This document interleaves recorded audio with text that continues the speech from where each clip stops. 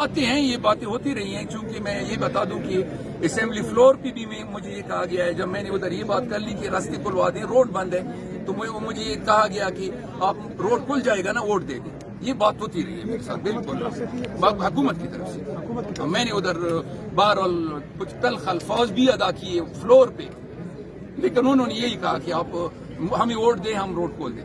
تو پھر اب کس کو ذمہ دار ٹھہراتے ہیں؟ حکومت ذمہ دار ہے اس کا. حکومت اس ثانی کا بھی حکومت ذمہ دار ہے، اور ادھر کا پورا ایڈمنسٹریشن ذمہ دار ہے، اور پوری سیکیورٹی جتنی بھی ایجنسیاں ہیں وہ اس کی ذمہ دار ہیں. علی امین سے ملاقات ہوتی ہے، وہ کیوں اس پہ کردار ادا کرتے ہیں؟ علی امین کے ذہن میں ایک بات بٹھائی گئی ہے کہ یہ زمینی تنازعات ہیں. اس دن میرے سے یہی بات ہوئی کہ زمین کے تنازعات ہیں. میں نے کہا کہ ہیں تو آپ حل کریں نا.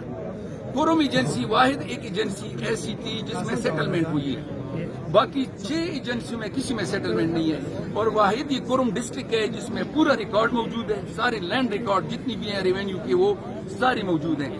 جب ریکارڈ موجود ہے تو اس کا مسئلہ حل کرنا کوئی مسئلہ نہیں ہے.